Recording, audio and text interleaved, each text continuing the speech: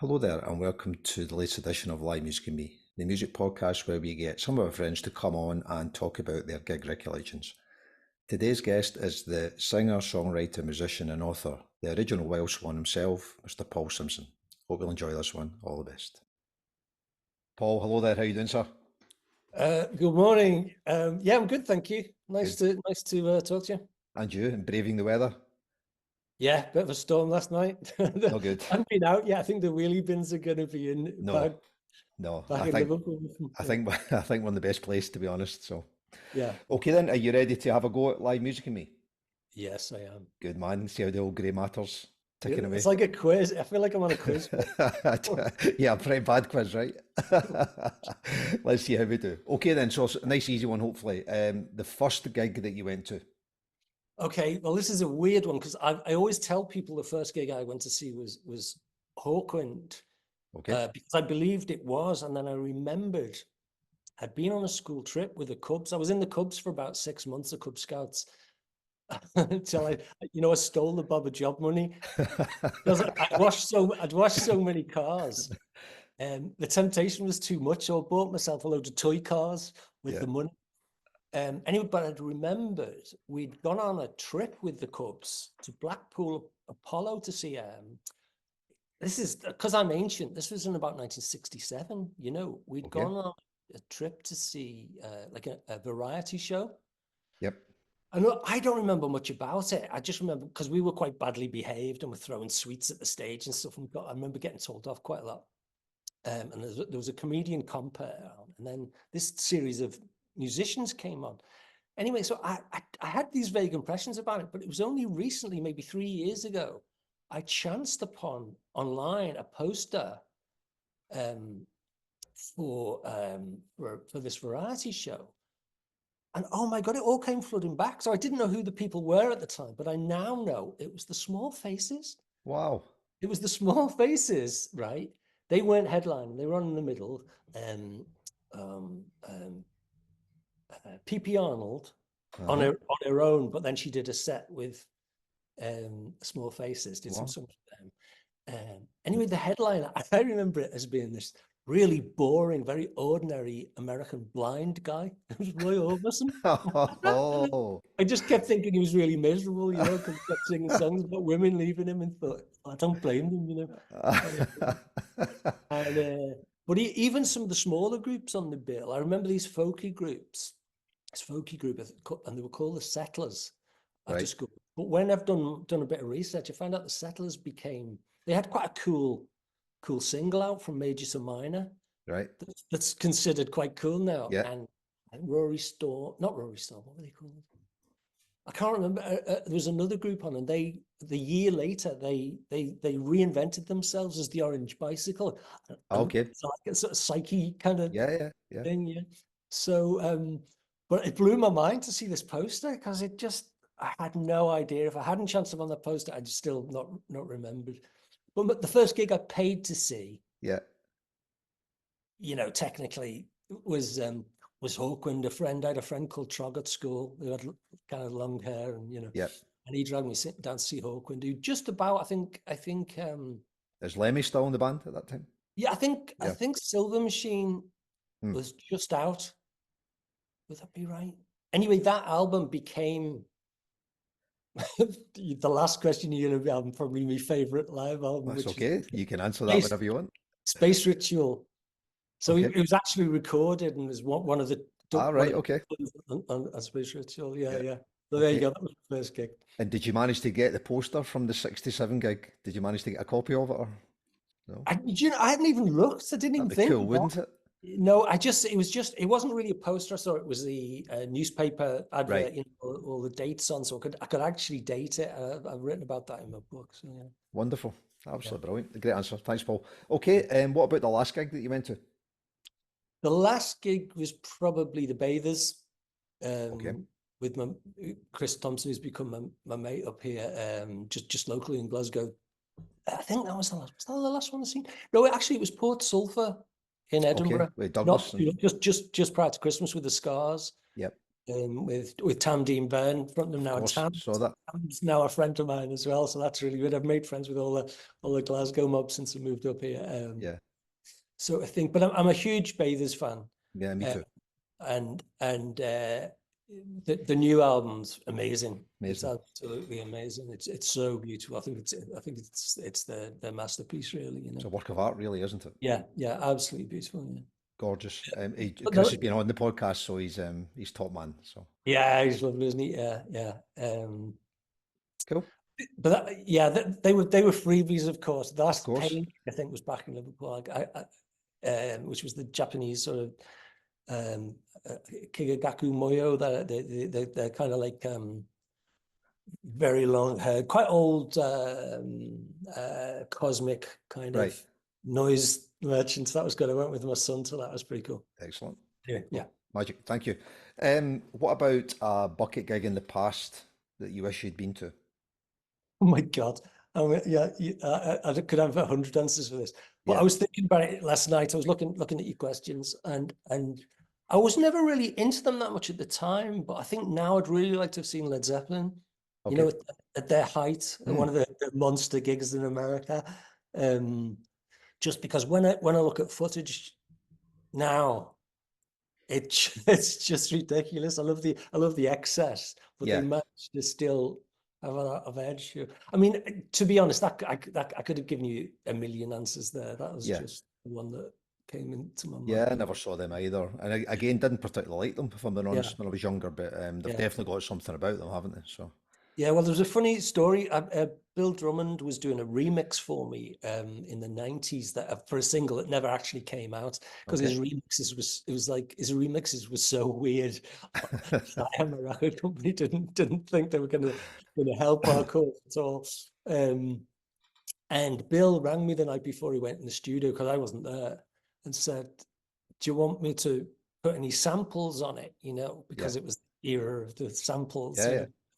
And I said, "Yeah, Immigrant Song by Led Zeppelin, you know." And um, anyway, so because I believe in magic, as Bill walked through the studio door, it hit him in the face, and it was Robert Plant walking out, and Bill had Led Zepp 3 under his arm. Oh, So Robert said, "Oh my God, how come you got that under your arm?" yeah, And Bill fessed up and yeah. said, "I'm going to sample it for this Liverpool band called Welsh Swans." You know, not knowing how Robert Plant would Take receive that. that. Yeah. And he said he was just grateful that he was still considered relevant. Oh, You it was know, magic. so that, Yeah. yeah, fantastic. And have you got a copy of the single that was never released? Or the recording? Only it was never pressed. So Right. I've got did you? It did actually come out on a couple of weird sampler albums, sort of Right. side Yeah. taster records, you know. Yeah. But he only really sampled the the big guitar slide. Yeah. Yeah. Good. The other remix he did of it just had nothing but tube trains. It was pretty much a recording of tube trains with a bit of me singing. Like sound effects or something, right? Yeah, yeah. I don't know what Bill was thinking. Well, who Who knows? knows the mind? Exactly. Very good. Robert Plant. I haven't got Robert Plant on yet. I'm working on that one. Yeah. What about a gig that most surprised you, good or bad? Oh, I didn't know it was good or bad. I just thought it was good. Good's fine. Good's great. Yep. Yeah, probably. So I went to see Patti Smith, but quite late on. Right. You know, about 20 years ago. It wasn't back in the day when I would really love to have seen. But television was supporting. So I turned up early, fully, and I was expecting, and it was just it was kind of like a warehousey sort of venue in Manchester. I can't remember the name of it. And anyway, so I'm standing there and I'm watching what I think are roadies bringing on the amps. It wasn't all pre-set up. Right. You know, the gear wasn't on stage. It was quite a punky kind of gig, really. Yeah. So I'm watching these sort of old roadies sort of bringing the AC30s on and the minimal drum kit, you know. And then I realized, oh my God, it's Tom Verlaine. He's Tom carrying Verlaine. Richard Lloyd, and they're carrying their own amps on. And like, and of course, you know, they were sublime. You know, I'm a Yeah. huge television fan, and Yeah. I was right from early days because I was lucky enough to I chanced upon Marquee Moon before it had been released properly. So I bought it on import in Right. Probe, and they had an import. It only contained about 10 albums, and I'd always look through it, and more often than not, I wouldn't take a chance on things because they were too expensive. They were that much more than a regular UK record. Anyway, but something about the artwork, the simplicity of the artwork, you know, on the front cover, and then I flipped it over, and I like the name Marquee Moon, and I flipped it over, and there was that kind of spiral galaxy image on the back, Yeah. and I just thought that's super cool, that's super modern. Yeah. I'm gonna trust in this, you know. Yeah. And I paid my whatever it would be £3.25 instead of £2.75 or something because it was an Yeah. import. So you hadn't heard it at all at this point. You I bought hadn't it. heard it, hadn't read it, I didn't know anything about Okay. them. Interesting. I got home and one of my pet hates is, you know, people are looking at or used to be looking at the purchases on the train on public transport. Yeah. I don't know why. Yeah. Don't know, daft, but I couldn't resist. So I was looking at it on the train on my way home. And I pulled the inner bag out, and that picture of them in the rehearsal room with a kind of such minimal gear, tiny little drum kit and stuff, and just the hair and the simplicity of their clothes and stuff, Yeah. the starkness of the photo. I just, you know, and the minute I got it home, I just got a shiver up my back. I just thought, Yeah. oh, this is so modern. It's ultra modern. That is, yeah. Because I wasn't kind of my mind was absolutely ready for the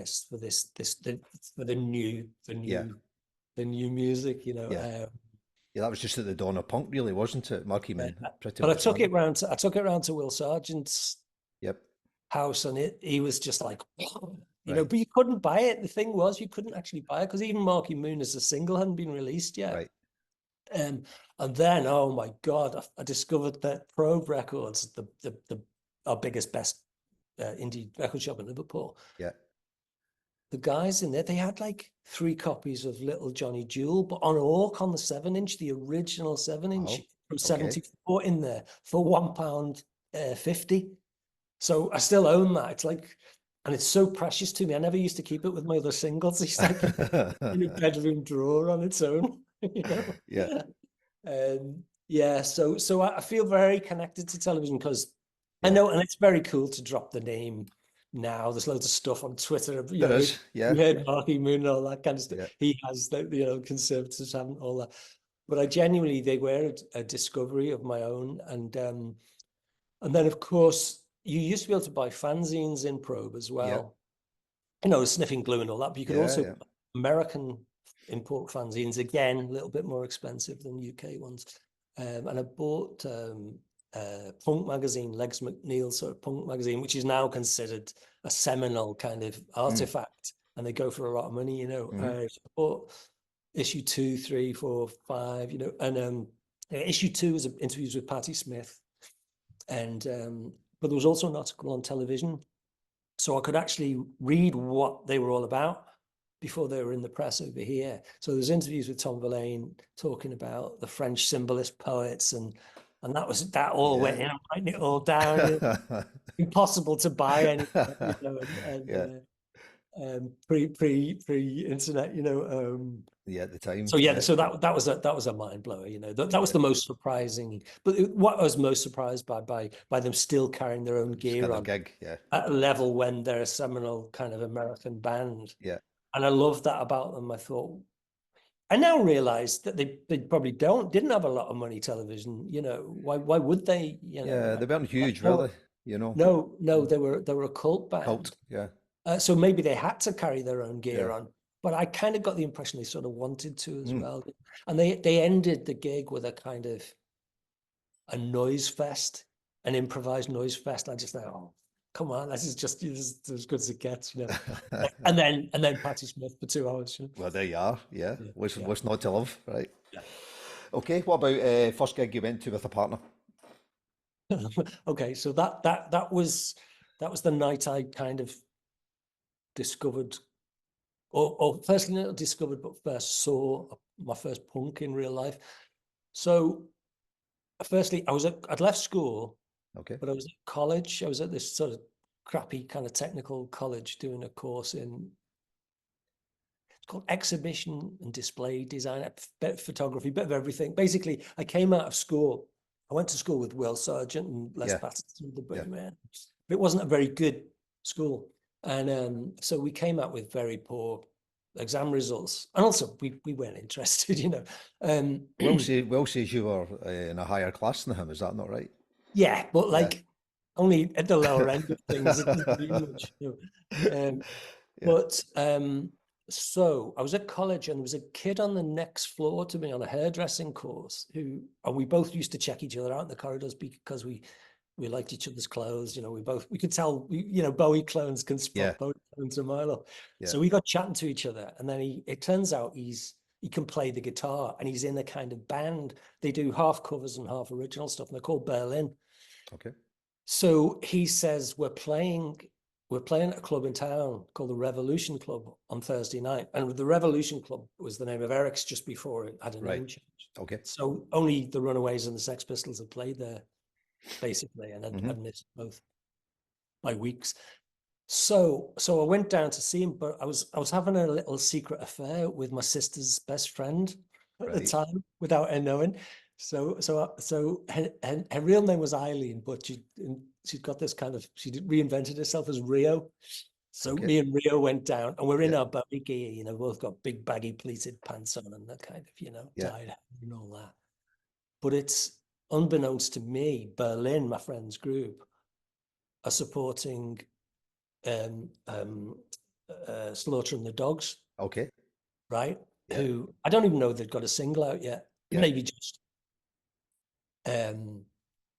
So of course I knew about punk. I'd seen it in a Melody Maker and stuff, but wasn't kind of, hadn't kind of had any first-hand experience of it. I'd bought New Rose, but that was about it. You know, I wasn't committed to the cause. Right. So anyway, to cut a long story short, I go and watch Berlin, and they're great. You know, it's the usual sorts of bit of Velvet, bit of Bowie, bit of Lou Reed, and a couple of original songs, and they're really great. Very short set. So I go to the loo. I go for a pee in the toilets, and as I'm standing at the urinal, I feel this person standing way too close to me, not in a kind of sexual way. But just in a menacing way. You know, he's got his face turned to me and he's just bad vibing me, you know. And I kind of, you know, anyway, as he leaves, I just see the black clothes, the zips, the pins, the, you know, and all that stuff. And I just think, that was weird. What kind of, he looks amazing. Yeah, that's exciting. Yeah. Kind of look, that's new, you know. That's punk, you know. Although we didn't call it punk, it hadn't got a name yet. It was early days. I'm talking about 1976, here, November 1976. So it wasn't called punk. In fact, when the name punk was kind of tempted, we hated it. I thought it was too American, you know. But sort of the scene with no name, I think we used to call it, or the press used to call it. Anyway, but something kind of was sparked in me, and then I went back into the live room, and it's the singer from Slaughter and the Dogs on stage. That's the guy. That was in the bathroom, and he was just letting me know that, you know. So, but anyway, rather than being offended, I was kind of weirdly grateful because he'd kind of sparked something new in me. Because for the first time in my young life, I realized I was passé. Because for me, Bowie was as cool as you can be in 1976, really, in the UK. There's nothing better. You know, you can argue musically forever, but just, you know, Bowie did always see the future coming. He was the first to get his hair cut, the first to do everything, really. So he was my North Star, Bowie. And all of a sudden, even Bowie, this superseded it. It was because I could be it. I couldn't be David Bowie. I could only be a clone of David Bowie. But this was something I could take part in. So anyway, so I got used to get a train home, the last train home, and luckily Eric's Roger Eagle, the club owner, did this brilliant thing of he reversed the running order of the bands. So the main band went on first. So then you could all go home on public transport and maybe just miss a support act, you know? Which was genius, I thought. So I got home. I got home that night. You know, I'd get home about 2 a.m. or something, and I went, the only scissors I could find in the house were my dad's wallpapering scissors, which is 3 foot long. So I chopped my hair because I had my hair in some sort of Bowie-ish kind of Yeah, wedge. Yeah, what it's called, soul yeah, boy wedge. I think we'll call absolutely. Yeah. it. So I chopped all my hair, a bit too neatly because when I went to Eric's the next week, someone said that, "Oh, you look like Joe Brown." Joe Brown and the I do, brothers. of course. Yeah, yeah.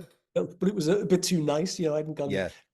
Um, and I robbed one of my dad's oversized white shirts, work shirts, and I chopped that up and set fire to it. So and at breakfast the next day, my dad said, "Have you been in a plane crash?"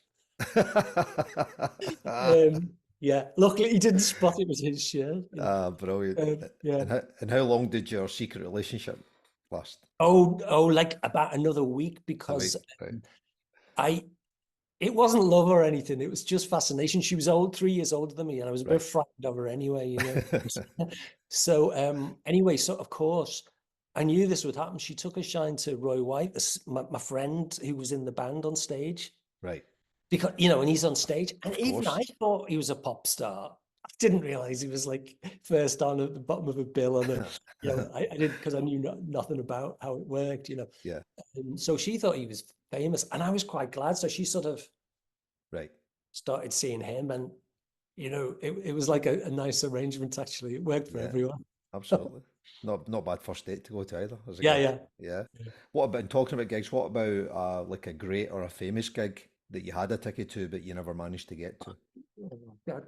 Oh, like, I am mortified by this. So my sister, my older sister Val, and Rio, Yep. the girl we were Rio. talking about, Secret yeah, date Rio. had Yeah. tickets to see Bowie at Liverpool Empire in '73, the Ziggy Stardust thing. Oh.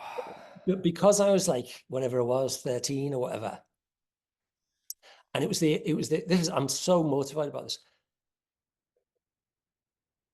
It was the era of skin. There was still skinheads and smoothies and the Right. gang culture, Yeah. and I'd run afoul of it myself. I'd often get myself in hairy situations and get legged, by gangs and stuff. So I got it into my head. I also didn't want to go with those two because they'd gone, with the gold spots on their heads, Yeah, the I do. Yeah. stuff, and they'd gone all dressed up. Yeah. I was still a bit, insecure in '73. I was still a bit of a sort of soul boy, I suppose. Yeah. And I convinced myself I didn't want to go with them, and that I'd probably get beaten up, and I just mortified. Man alive. Yeah, I know. I'm mad because, and 6 months later, I went to see Roxy Music at Southport Floral Hall Yeah. with with my sister, and it was fine. There was a Yeah. bit actually in the venue from Skinner's at the front row, and it was fine. And I can't believe I've even told that story. I'm so Well, yeah. embarrassed by it. I What could have been there. what happened to your ticket? Do you know? Oh, they just took another friend, I one of did. their girly mates. Ah, nightmare, mate. Yeah, I mean, I yeah. saw Bowie, but nothing as iconic as that. That's When did you see him? I saw him in '78 at that stage tour. no, a bit later. Let's Dance tour, Okay, at Murrayfield, 82, I think that was okay. I 83. mean, seeing him anyway. I mean, Iconic. Even Bowie's kind of, the periods we used to consider is less great, but he's still better than anyone Oh, else. Paul. He's still David Bowie. But I very rarely tell stories back. But when we saw him at Murrayfield, it had rained for, I don't know, 7 or 8 hours. Just rained all day. And we were all on the pitch and we were saturated. So we went through the support acts, and by the time he came on, we'd been like wet for maybe 6 or 7 hours. Oh, And he comes on to the stage, and he had this electric blue sort of double-breasted suit with a blue fedora hat to match it on top. And he come on, and there's no the band aren't playing anything. There's like some background music, and he comes on, and he walks out, and he gets to the front of the stage, and then he walks out past it, where he's exposed to the rain and all that stuff. That little kind of apex thing you get at the yeah, front of the yeah, stage. So he goes right out to the very end of that, and the place is going bananas, and there's no song, no singing or anything, right? He's just standing there, and his suit turns to like a sheet of grey because of the rain. yeah. And he just stands there for about 30, 40 seconds, and he takes his hat off and throws it into the crowd, Wow. and then plays the first song, and then bang, I've never So seen an entrance like it. he got wet for you, like, He for did. you to That's be. exactly what he done. He was Yeah. he was What, with what, us. what a brilliant thing. Amazing. Yeah. Amazing. So yeah, I mean he's a great guy anyway, but yeah, it was an iconic gig Yeah. for sure. Wonderful. Wow. Okay, talk about great gigs. Any gig that made you miss the last bus home or last train home? Do you know what I thought? There will have been lots of Erics, because some nights, particularly when there were 3 bands on the bill, and they were all known bands, Yeah. because we were so spoiled, because I discovered Eric so early in '76. You'd get nights with, well, like that Clash in May '77 with the Slits and Subway Sect, things like that. They were the Magic. nights I'd missed the last train Magic. home. But there were so many, I couldn't really pick one. Yeah. I can't even remember them. I mean, we're so spoiled for choice. I mean, in the book, people might be a bit surprised, but I hadn't really written about all the amazing punk and post-punk bands I saw, because there were Got it. literally too many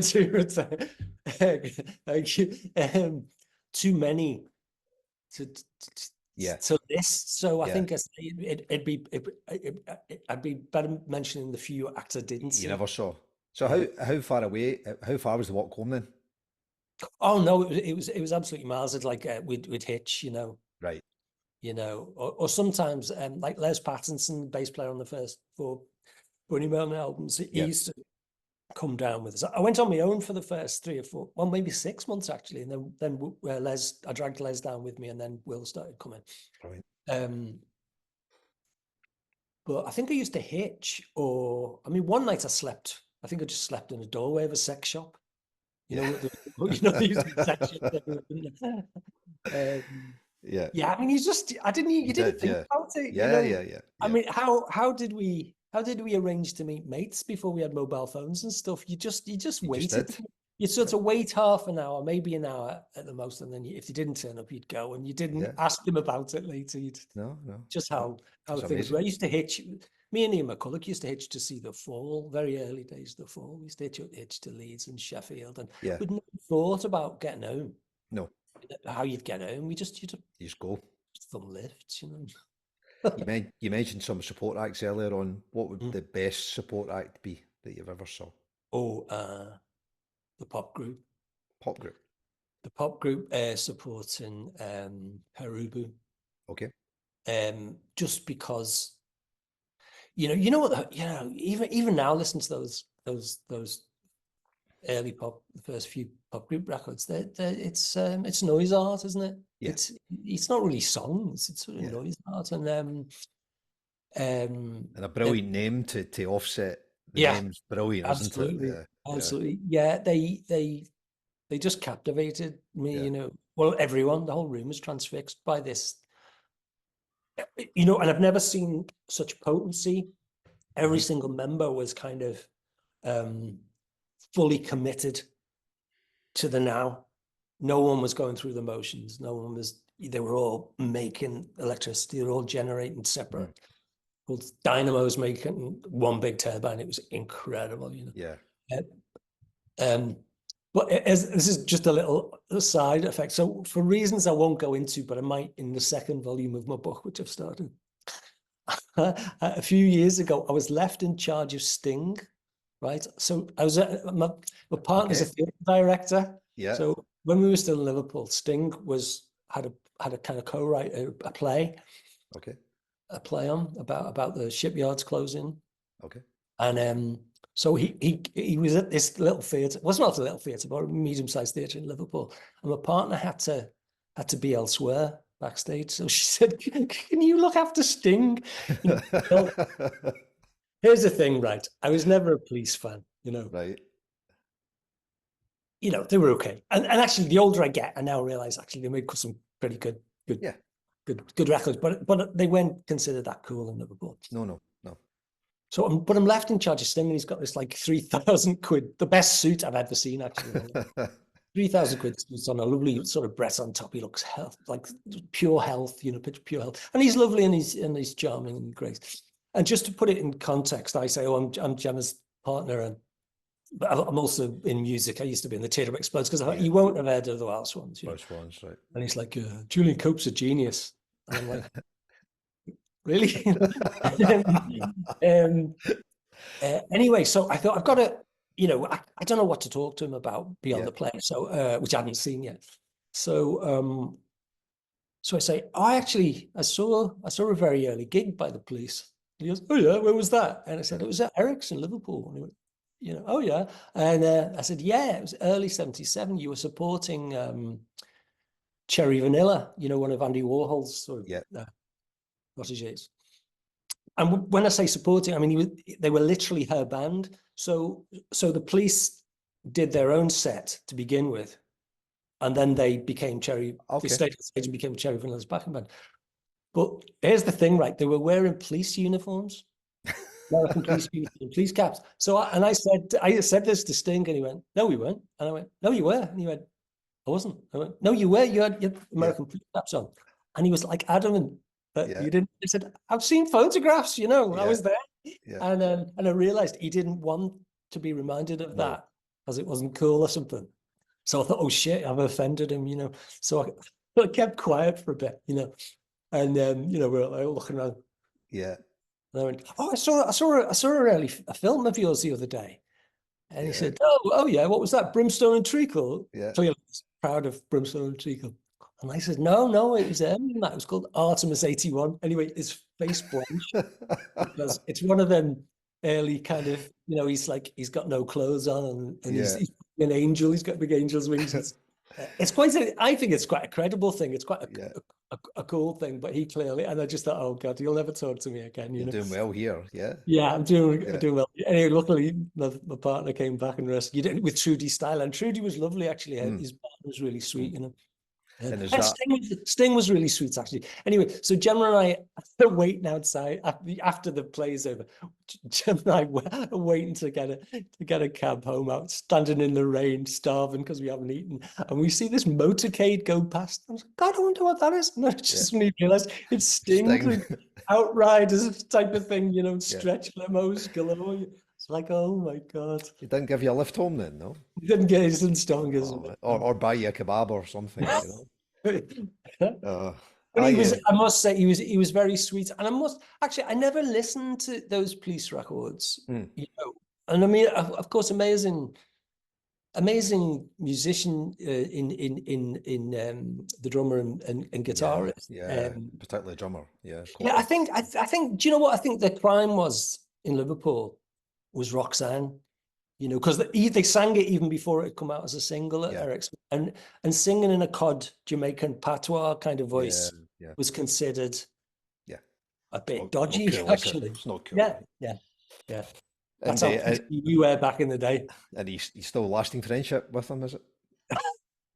Well, I feel bad, you know. I'm going to put that story in the second book, but But I mean, I think he is actually a good bloke. I think he's actually a well-meaning bloke, and it's unfortunate that he got so big so fast. You can't, you know, I defy anyone to. I mean, Bowie's one of the few people that survived it, and he nearly didn't really. Yeah, a few times.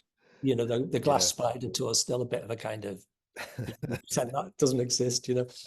Yeah, I went to see Bruce Springsteen last summer in Rome. Oh yeah. And Sting was standing behind us. Oh, is he? Literally 5 yards in a VIP area with Trudy and Nick Cave and a few other guys. So, it still he looks like 25 or something. I don't know how he does it. Hey, while we're telling stories, just to cut in because we might not get a chance. You were saying you're a big Jam fan. Yeah.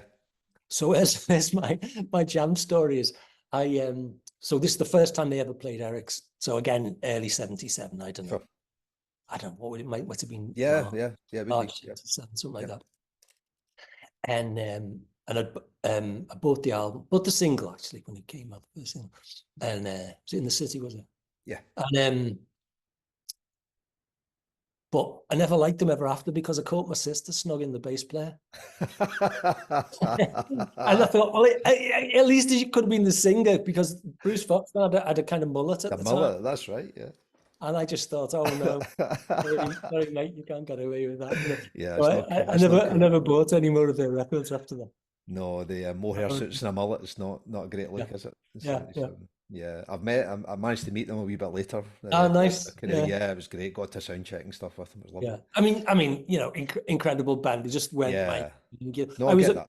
because I was so I was so zeitgeisty because of course I'm in a band with Julian Cope, and Julian's all about the 60s, oh, the Mm, Doors, and hey, listen to this, and of course I could appreciate it and liked it.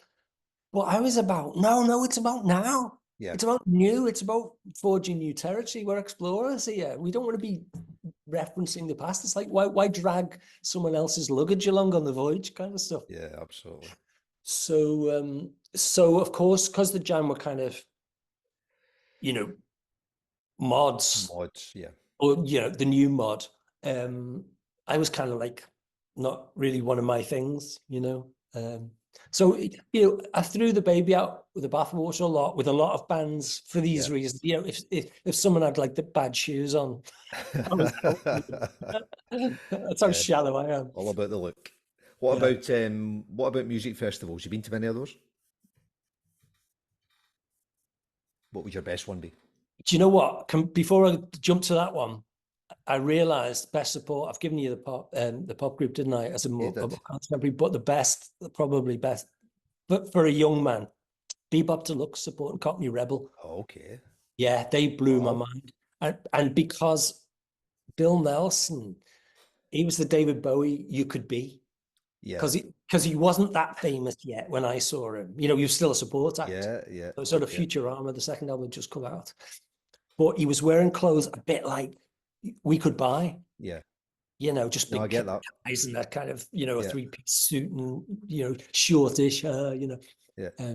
But yeah, Bebop Deluxe blew my mind. I became a big Bebop fan after that. Anyway, Yeah. yes, festivals. Do you know what? I've only been, I never, I was too young to go to any of the sort of long hair festivals I'd have liked to have gone to now. And with punk and everything, I don't know, I just never appealed to me. Okay.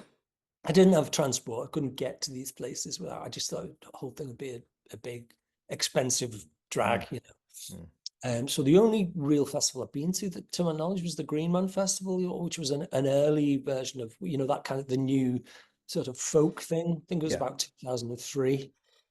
And to the Green Man Festival on my own, and had an amazing time. It was in the Brecon Beacons. It Mm, was when the festival was still tiny, and it was all strung by fairy lights yeah. between the trees, and Yeah. it wasn't really corporate at all. But I haven't So, really got a good answer for that one okay. because, yeah. No bother, mate. What about now? I think I'm booked in for a few festivals this summer though, in the literature tent. Excellent. I've been asked to do. I'm thrilled with this one. Yeah. Doing Sea Power, the band formerly British Sea Power, do a Oh, yeah. festival Of in course. Yeah. Yeah.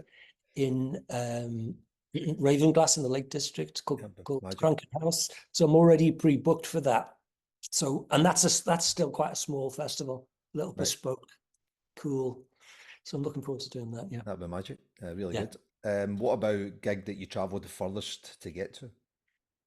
It wouldn't have been that far. It would probably be, to my knowledge, never been abroad specifically to see a band.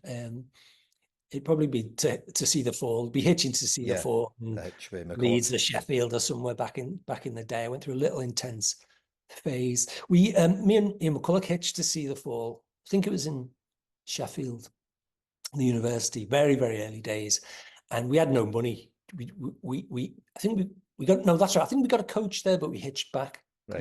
We didn't have any money. We just had enough for a cup of tea. We arrived about 4 hours too early and went in the nearest Greasy Spoon cafe Yeah. to kill some time. We'd only been in there 10 minutes, and then all the Fall walked in, Right. and Mark recognized us because we talked to him in Eric's. Okay.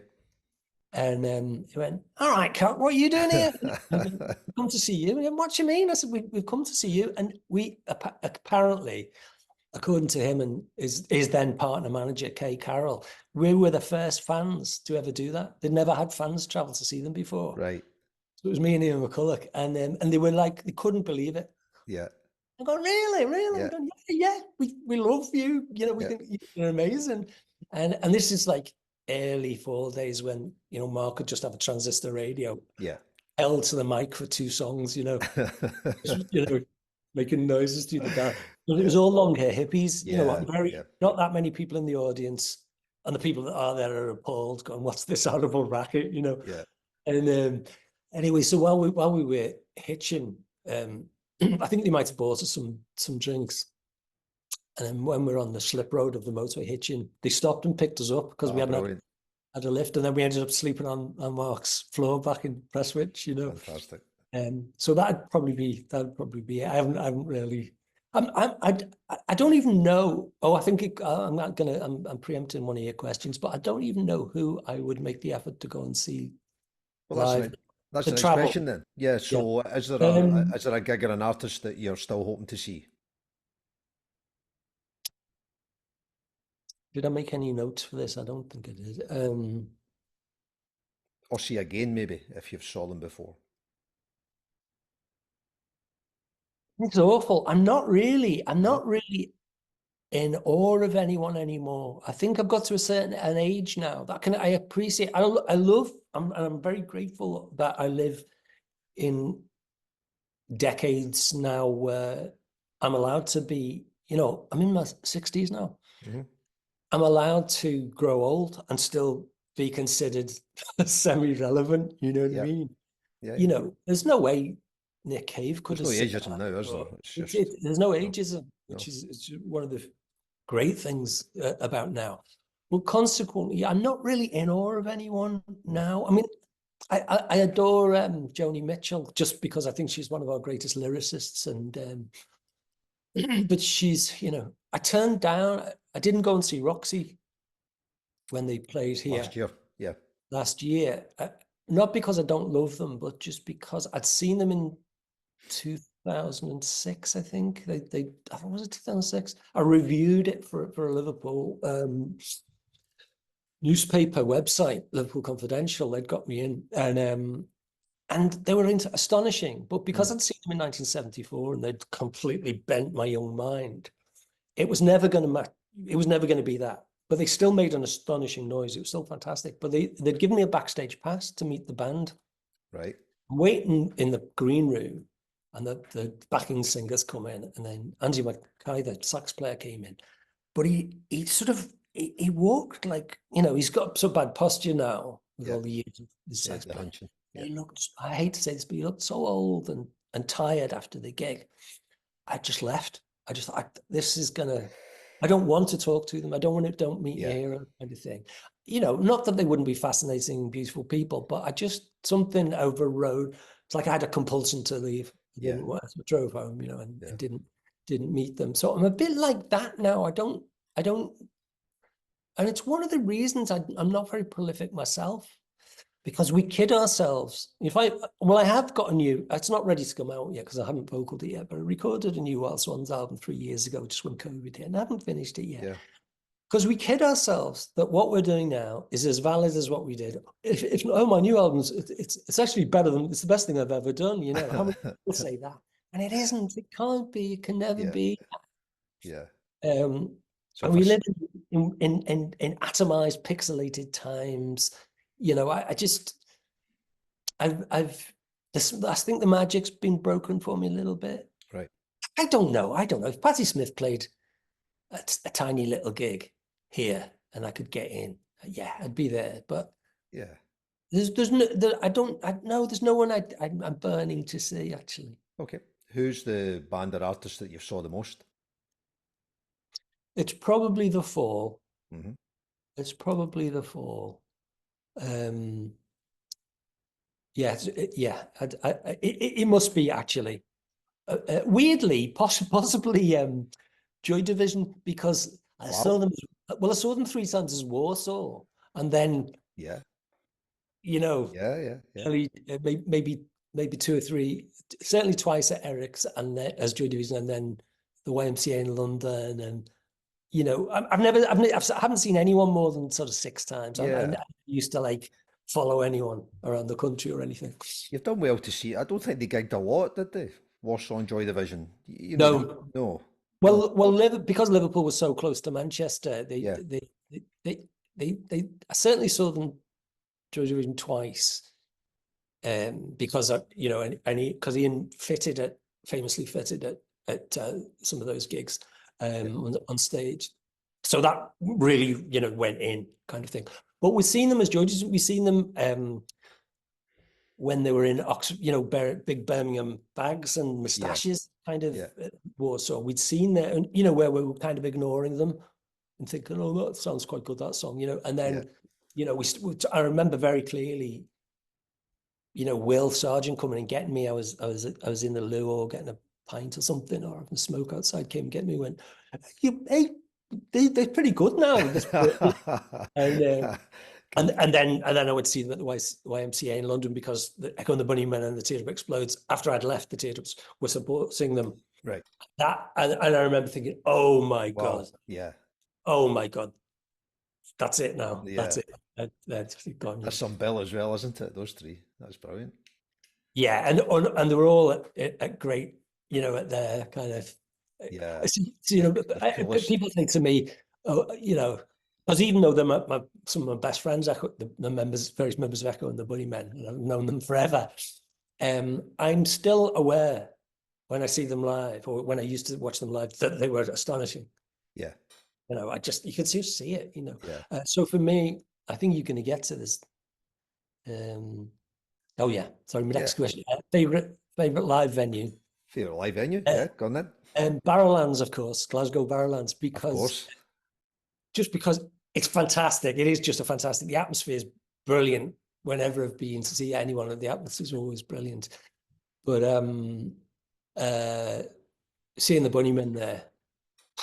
Yeah, amazing. I saw them. It was that just last year, I think, wasn't it? The Bunnymen. Yeah, I was there. Yeah. Me too. Yeah. Yeah. But that's when they got the award, didn't they? Because they played. Right. Yeah.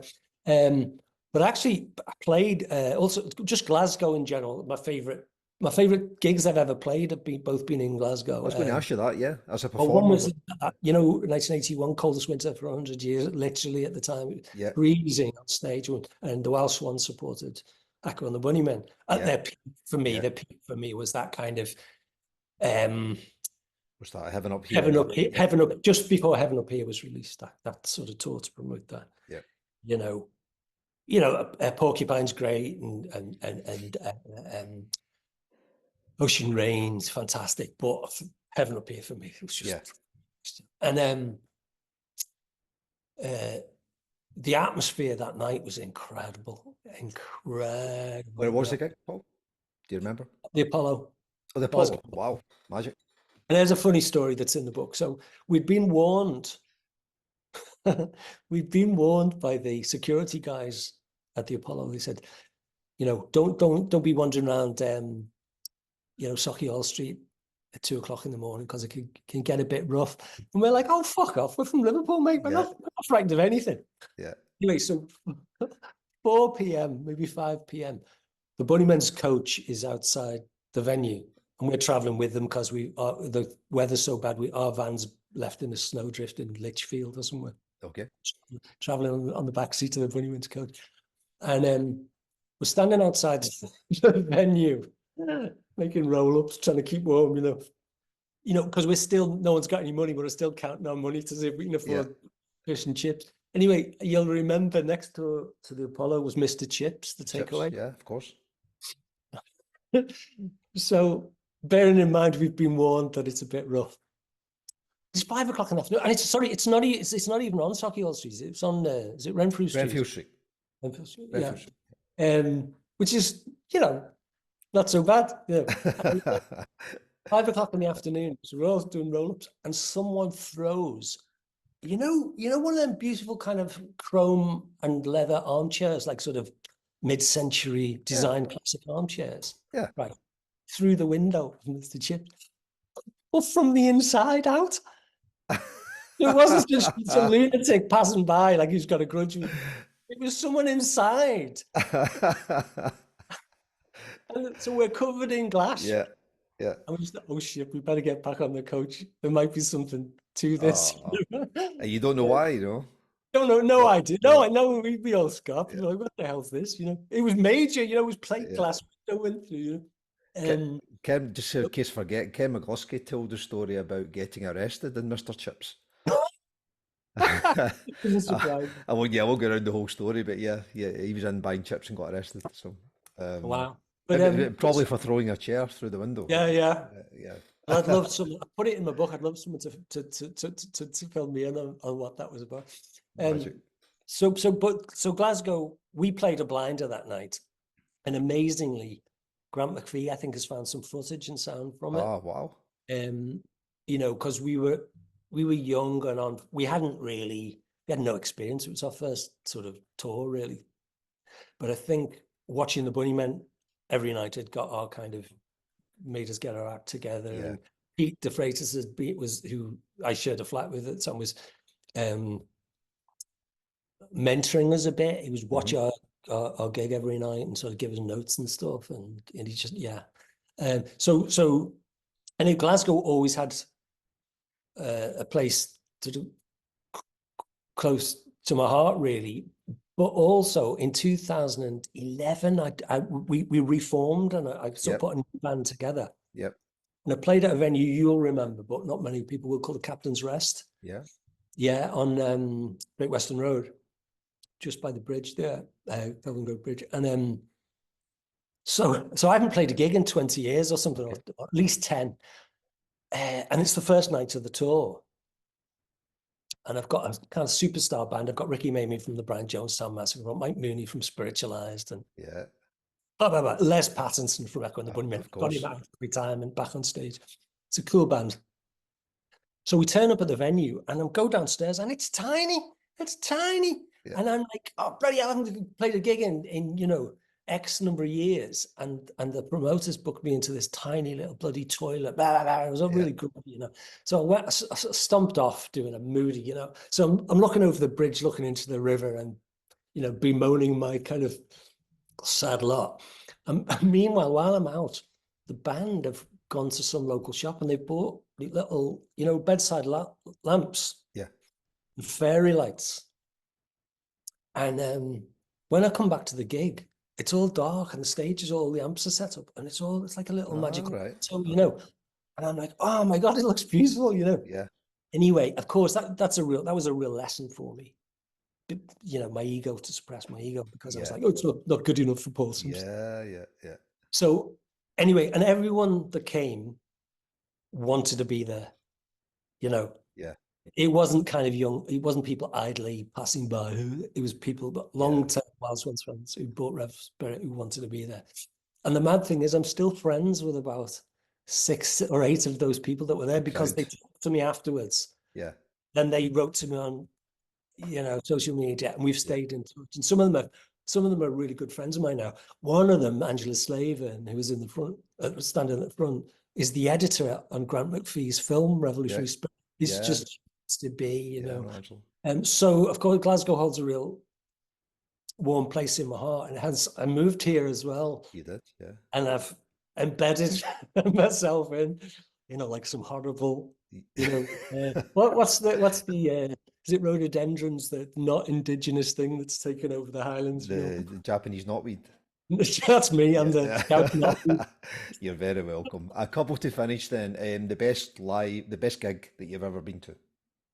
More Glasgow, Alex Harvey. Sensational Alex Harvey band. Liverpool. At the Apollo? No, in Liverpool. Liverpool. Empire. Saw them twice. I think it was as a support band. Which would that be, 72, 73? Framed, whenever Framed came on. And then they were the support band. And then I was so blown away. I saw them headlining. I think it was The Impossible Dream was about to come out.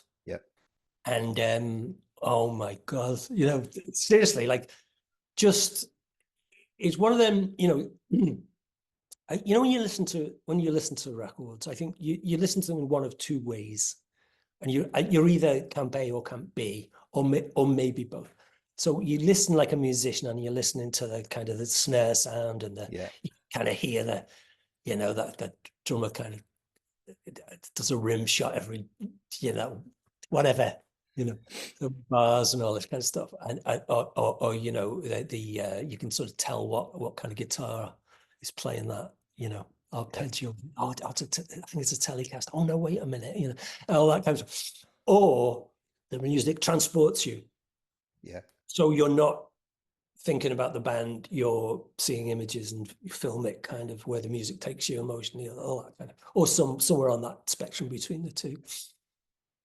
So with Alex Harvey, it started the format, and then I was just like, he just took control. When I was talking about pop group area being completely in the moment, he was like, there was no possibility this was going to be a crap gig. He wasn't going to let it happen, you know. He just grabbed He us. just owned it, right? He was right in there, you know, a Yeah. fantastic band anyway, but he did. just had us Yeah. in the palm of his hand, both gigs. And, you know, Zal Clemenson with his Of course. Yeah. scary makeup on. You know, oh my God, he's dead scary. Right?